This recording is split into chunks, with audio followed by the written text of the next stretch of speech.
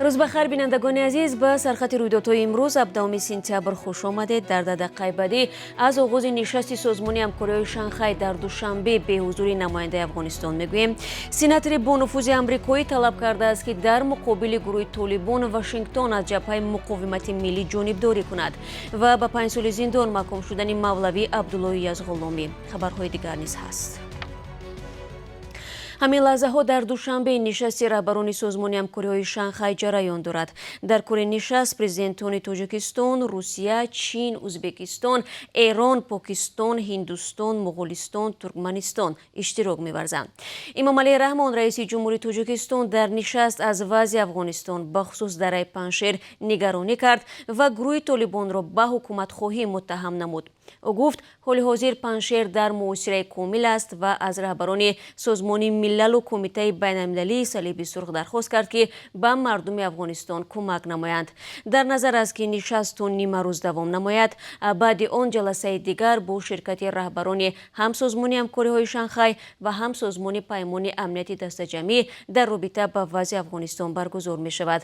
در این نشست ها کابل را کسی نمایندگی نمی کند چون حکومت طالبان را رسما اعتراف نکردند. امروز در روسیه انتخابات پارلمانتی آغاز یافت که 3 روز دوام می‌کند. پیش بینی می‌شود که در پی تعقیب مخالفین حزب حاکم روسیه واحد و یا یدینه روسیه در این آوازدهی پیشدستی خواهد کرد. داوطلبان برای 450 کرسی دومای دولتی، پالاتای پایانی پارلمانت روسیه و همچنان مجلس‌های محلی و چندین رهبری شهر و ولایت تلاش می‌ورزند. در عرصه انتخابات مقامات روسیه تشبث آوازدهی هوشمند را که از طرف رهبر حبس شده مخالفین حکومت روسیه الکسی ناوالنی دستگیری میشد منع کردند.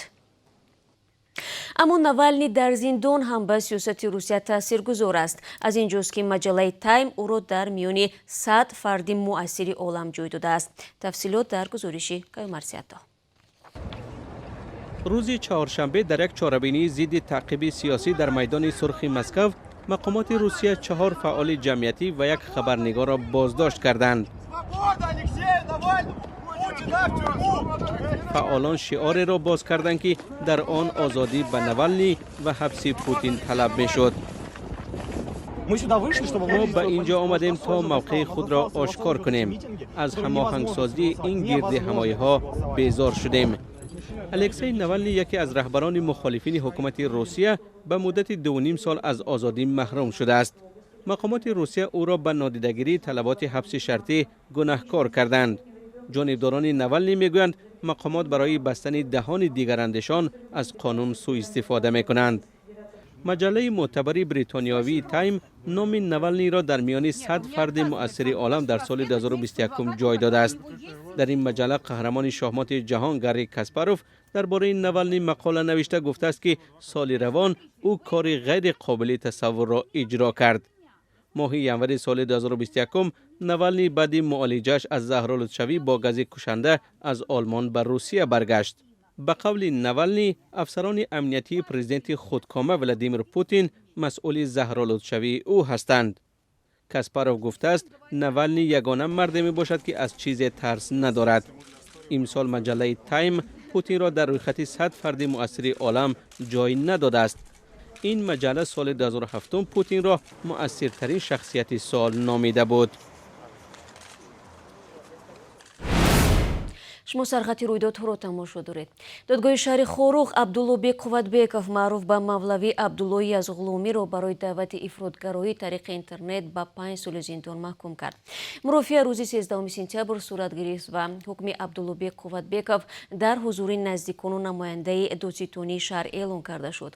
قوتبekov برادر عبدالله بیک میگوید برادرش در وقت ابراز سخن آخر از خدمت‌هایش برای کشور حرف زد و دادرس گفت این در خانه مشورتی هنگام بررسی به اعتبار گرفته می شود، ولی در نهایت همان مهلتی را اعلام کرد که عیبدار کننده دولتی پرسید. عبدالله قوتبekov روز 18 ایون امسال همراه برادرش عزت‌الله قوتبekov در شهر دوشنبه بازداشت شده، بعد 1 هفته عزت‌الله رها گردید.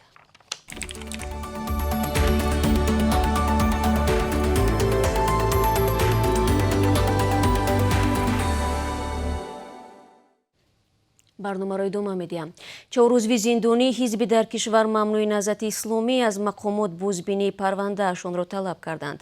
Зубайдуллои Розиқ, Ҳикматулло Сайфуллозода, Раҳматуллои Раҷаб ва Муҳаммадалии Файз Муҳаммад дар номае аз зиндон гуфтанд, ки худро бегуноҳ медонанд, вале ҳамзамон хостанд, агар ҳукумат онҳоро гунаҳгор меҳисобад, пас парвандаашонро дар ҳузури коршиносон ва нозирони байналмилалӣ баррасӣ кунад.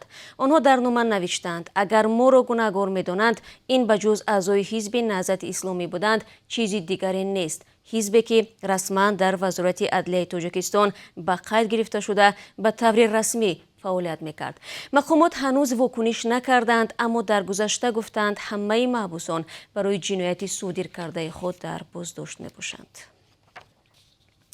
Як сенатори амрикоӣ талош дорад Вашингтонро ба ҳимоят аз ҷабҳаи муқовимати миллии Афғонистон таҳти сарварии ноиб президенти барканоршудаи ин кишвар Амрулло Солеҳ ва фармонде Аҳмад Масъуд ҷалб намояд. ҷумҳурихол Линси Греҳем ба нашрияи Политика гуфтааст, мехоҳад садои мухолифони Толибон дар берун шунида ва аз онҳо ҳимоят шавад. ин дар ҳолест, ки пас аз ишғол шудани дараи Паншер аз тарафи Толибон дар аввалҳои ин моҳ аз ду раҳбари ҷабҳаи муқовимат садое шунида намешавад. ҳамчунин талошҳои ин сенатори амрикоӣ, ки гуфта мешавад тарафдории чеҳраҳои бонуфузи ҳизби ҷумҳурихоҳро ҷалб кардааст, дар ҳоле ҷараён доранд, ки ҳукумати президент Ҷо Байден майле ба мудохила дар вазъи Афғонистон нишон намедиҳад. ҳафтаи ҷорӣ Парлумони Аврупо дар қатномае дар бораи Афғонистон аз хушунатҳои Толибон интиқод карда, аз ҳиттиёди Аврупо дархост кард, ки Аҳмад Масъуд раҳбари ҷабҳаи муқовимати миллиро ба ҷаласаи худ даъват намояд. бармегардем ба Тоҷикистон. Хадамоти зидди нистории Тоҷикистон ба масъулони ширкатҳои таксиҳои фармоишӣ ҳушдор додааст, ки дар сурати худсарона баланд бурдани нархи роҳгиро ҷарима хоҳанд шуд. дар ин бора Азия Плюс аз қавли хадамот иттилоъ додааст. дар хабар омадааст, хадамоти зидди нисторӣ баъди он ки 2 ҳафта пеш таксиҳои душанбе нархи роҳгироро боло бурданд, санҷишро оғоз карда аз масъулон талаб намудааст, ки фаъолияти ронандагонашонро ба танзим дароранд.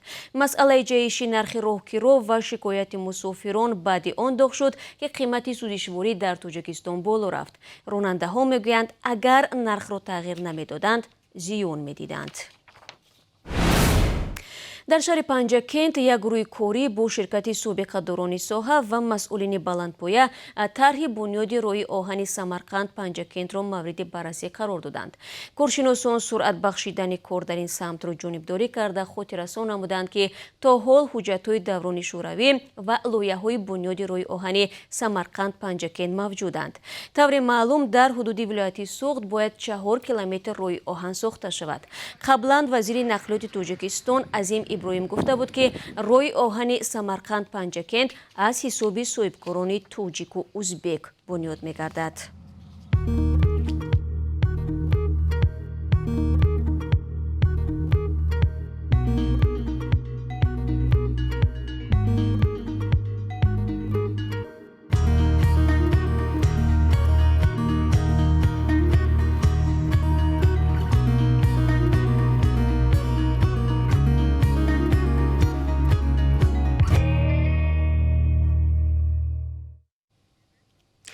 бинандагони азиз, акнун таваҷҷӯҳ кунед ба як эълон. дар Русия барои муҳоҷирони тоҷик телефони бовариро фаъол карданд. ба гуфтаи Вазорати меҳнат ва муҳоҷирати Тоҷикистон, шаҳрвандони кишвар дар сурати пеш омадани мушкил метавонанд бо шумораи 7 495 967 98 44 тамос бигиранд. тариқи ин рақам ба муҳоҷирон барои дарёфти ҷойи кори муносиб, баргардонидани маош, ҳифзи ҳуқуқ ва масъалаҳои дигар машварат дода мешавад. телефони боварӣ аз соати 9 субҳ то 6 шом зангҳоро қабул хоҳад кард. ва ҳоло чун ҳамеша дар бораи қурби расмии асёри хориҷӣ дар Тоҷикистон бароятон азизон маълумот медиҳам. Бонки миллӣ имрӯз 17 сентябр $1 11 сомониву 31 дирам ва 1 евроро 13 сомониву 30 дирам нарх гузоштааст. имрӯз қурби 1000 рубли русӣ мисли дирӯз 155 сомониву 20 дирам арзиш дорад. дӯстони азиз, бо сипос аз ҳамроҳӣ ва ҳамкории пайвастаи шумо, нашри навбатии Сархатти рӯйдодҳоро ба поён мебарам. бароятон дар 2 рӯзи оянда хабарҳои хуб ва истироҳати бофароғатро таманно мекунам. то мулоқот дар ҳафтаи нав. خود را احتیاط کنید.